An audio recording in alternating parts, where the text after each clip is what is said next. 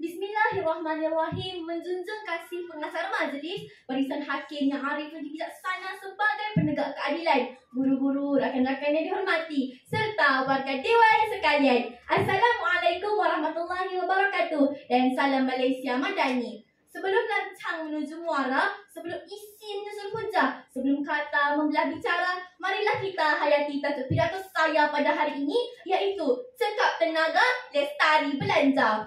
Fokus saya adalah apabila kita menggunakan tenaga elektrik secara cekap, maka perbelanjaan diri dan keluarga berhemah, ekonomi masyarakat menjadi stabil dan negara kita akan menjadi produktif.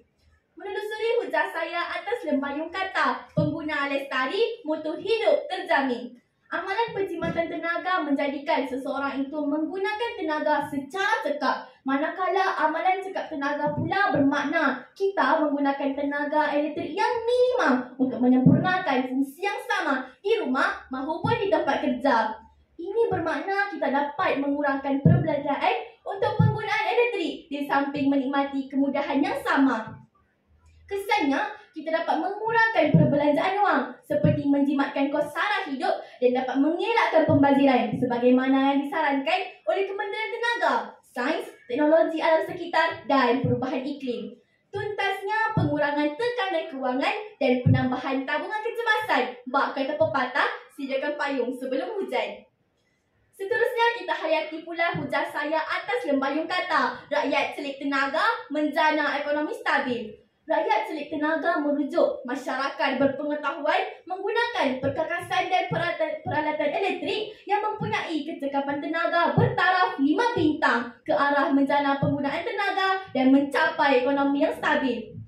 Contohnya, kempen SAFE 3.0 iaitu Sustainability Achieved via Energy Efficiency dengan memberi e-rebat maksimum RM400 kepada isi rumah domestik yang membeli peralatan elektrik dengan label kecekapan tenaga 4 atau 5 bintang daripada Suruhanjaya Tenaga. Impaknya, masyarakat berpengetahuan, jimat belanja dapat diterapkan.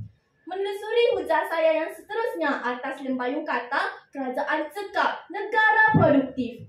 Dasar Tenaga Negara DTN 2022-2040 yang dilancarkan oleh mantan Perdana Menteri Datuk Seri Ismail Sabri Yaakob dengan visi kemampanan tenaga untuk mencapai kemakmuran bersama berpaksikan 3 objektif. Pertama, meningkatkan daya tahan ekonomi makro dan jaminan bekalan tenaga. Kedua, mencapai kesaksamaan sosial menerusi mampu bayar tenaga. Dan ketiga, memastikan kelestarian alam sekitar. Ini disokong pula oleh Pelan Hala 7 Peralihan Tenaga Negara METR sebagai pelengkap dengan matlamat menyegerakan aspirasi Malaysia ke arah pelepasan karbon sifar bersih menjelang 2050.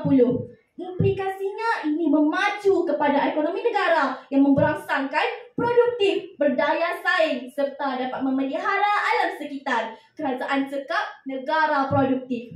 Hadirin sekalian, hujah-hujah telah saya lontarkan dalam 3 garapan kata kunci. Konklusinya, jika masyarakat negara kita tidak bersatu padu dalam memajukan negara, siapa lagi? Kita perlu bangkit bersatu tenaga demi negara tercinta. Kita perlulah bijak menggunakan tenaga, berbelanja dengan berhemah agar dapat mengurangkan pembaziran elektrik. Jadilah pengguna yang bijak. Pilihan di tangan kita. Tepuk dada, tanya selera. Sekian, terima kasih.